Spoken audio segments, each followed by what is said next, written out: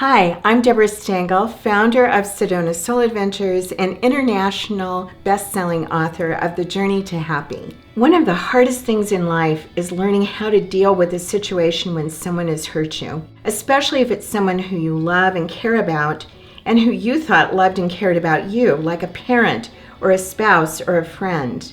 In this video and the next one, I'm going to be talking to you about how to forgive. And I'm going to be talking to you specifically about two processes that have made a huge difference in my life. I don't know how you are, but I'm an 8 on the Enneagram. And if you don't know what that means right now, that's okay, because we're going to be talking about the Enneagram in other videos.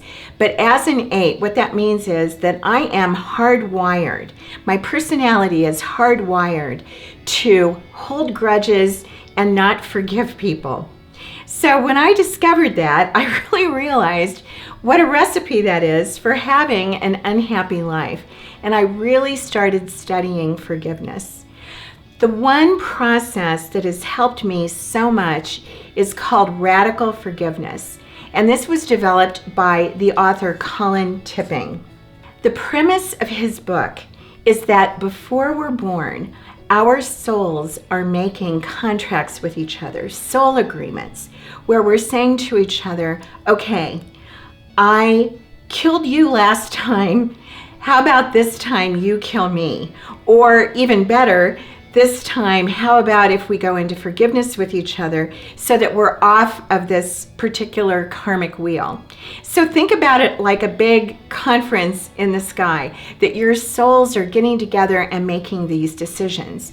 So if you approach things from that standpoint, particularly when you're talking about relationships, it turns everything on its head. Suddenly, the people who are doing things to you, who have hurt you, are actually doing things that were agreed on before you even came into this lifetime, and doing it so that it can be healed and really moving you into a higher consciousness and a higher reality. Even better, once you see it that way, you can say to yourself, okay, great, I got it. Now I don't need to keep up with this. I've gotten the lesson, I've gotten the healing, I can stop. So, who do you need to forgive? Your husband, your wife, a friend, God, yourself? Have you had someone who's cheated you? Maybe you cheated them in a past life.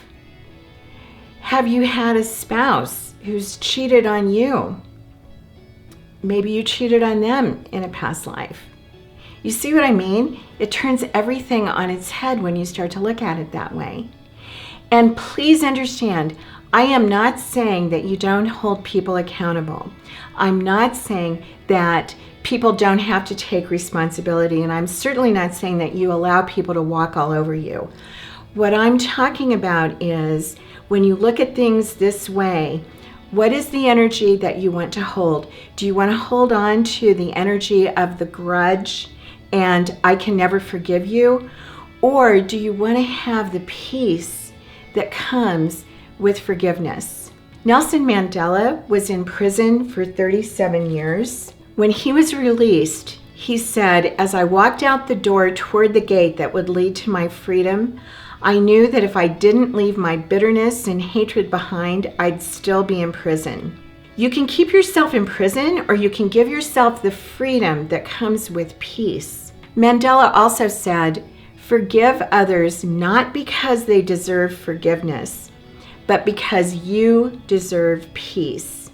We had a couple here last year who came to us for a couples retreat as a result of the wife had had an infidelity, and the husband just couldn't forgive her, which is completely understandable. But after we started doing some uncovering here, we discovered that she had married a man who was exactly like her father.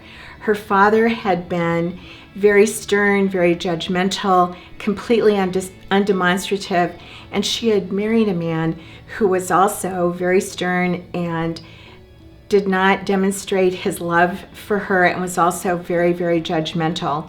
And so when she didn't get love from him, she went out and found it elsewhere. The other thing that we found out, which was really mind-blowing, was that the husband's father had been in the same situation. His wife had been unfaithful to him.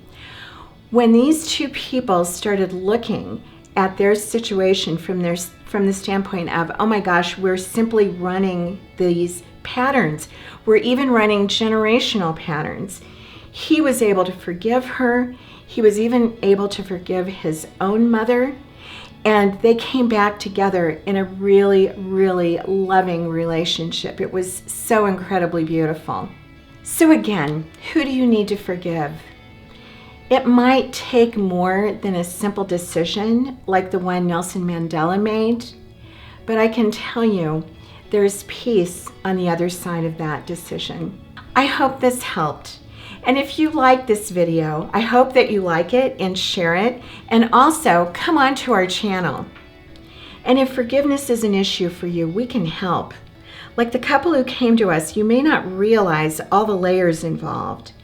Connect with us. Go to SedonaRetreatGuide.com and get your complimentary copy of the Sedona Guide to Spiritual Retreats. Or if you'd like to talk to someone about doing a retreat that's custom designed for you, call us at 928-204-5988. You can have the life or relationship you want. I know it.